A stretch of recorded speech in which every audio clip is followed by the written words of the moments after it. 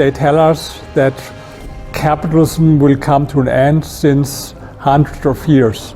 Even Karl Marx said, and I think in Karl Marx's works there are 3,000 predictions of the end of capitalism, but it never happened. And after him, I think that we had tens or hundreds of thousands. The last time was in the financial crisis 2008, and then even in the corona crisis we had a lot of articles and prophecies from left-wing intellectuals that this will be the end of capitalism. And of course there's not a guarantee that capitalism will not come to the end, but if capitalism will come to an end, it's not because of, as they will tell us, this inner contradictions of capitalism, but capitalism can only come to an end because of because the anti-capitalists are so powerful to do something against it. The good thing with capitalism is that capitalism is something like a permanent revolution, that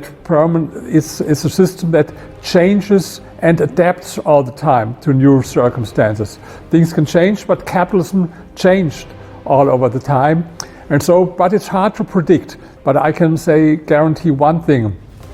If capitalism comes to an end, it's not because of capitalism or because capitalism causes crisis, because when capitalism would come to an end, it's only because he has not much people to defend capitalism, and because that in politics and in culture, the anti-capitalists are stronger than the pro-capitalists.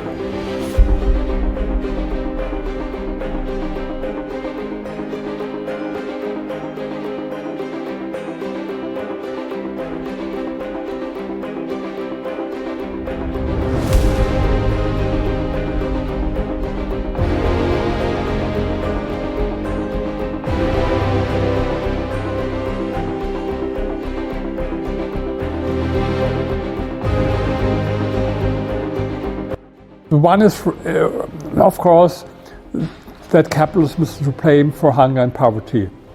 You hear it very often. This is absolutely crazy because 200 years ago, before capitalism, 90% of the worldwide population lived in extreme poverty. Today it's less than 10%. Half of this reduction happened over the last decade. So this is absolutely stupid. Another thing that is very stupid is the idea that a planned economy can solve environmental problems or problems of climate change. No, anti-capitalism, planned economy never solved any problem in history. They caused a lot of problems, especially for the environment. And I think this is an absolutely dangerous idea if especially young people believe we have to abolish capitalism to do something for the environment. And another thing is this about monopolies that you hear so often, that capitalism leads to monopolies. What is true? Sometimes capitalism can lead to monopolies, but much more important, capitalism destroys monopolies all over the time. It happened with all the monopolies 100 years ago. Lenin had his famous book about imperialism at the last stage of capitalism, monopoly capitalism, and none of these monopolies that he called then the last stage of capitalism exists today. And the same is with monopolies that were criticized some decades ago. These are only some examples of myths about capitalism that are absolutely nonsense.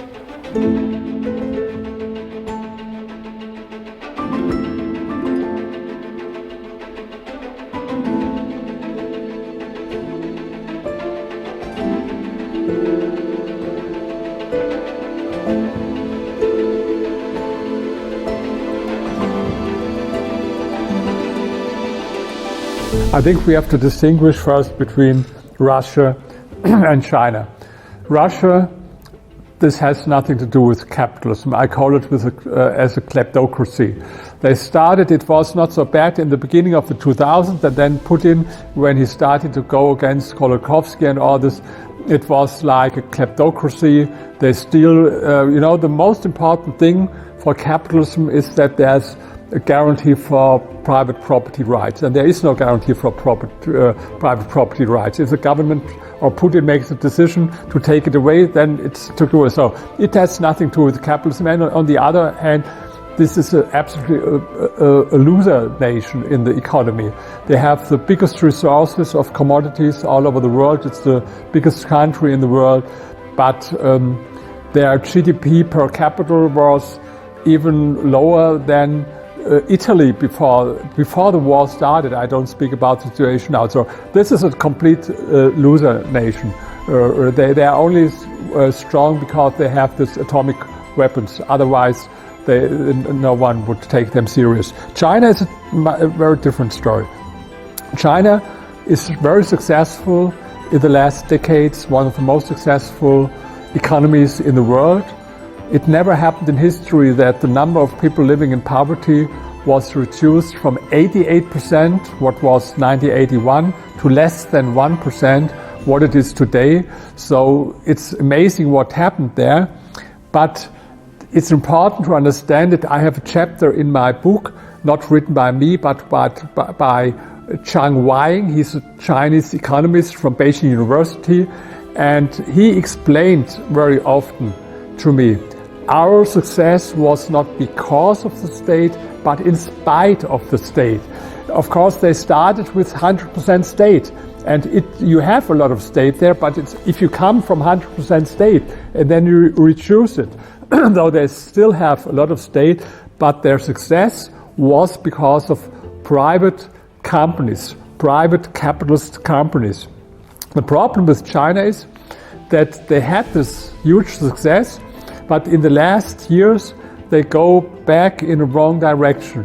They went always reduce state, more private, more market, less state, and now they go in the different direction, more state, less market. And this will be very bad not only for China but for all over the world, because more or less we all depend on what happens in China today.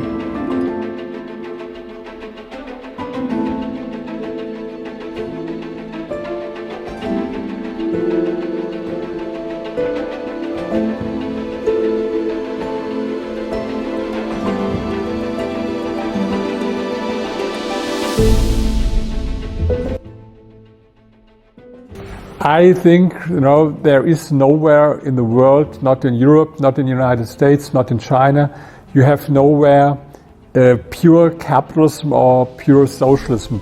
Even there's no pure socialism. Even in North Korea they have a little bit private property, and in Poland in socialist times they had some private property, and in the so-called capitalist countries you have a lot of socialism. Even the United States, some people here in Europe, they think the United States is a pure capitalist country. It's absolutely nonsense.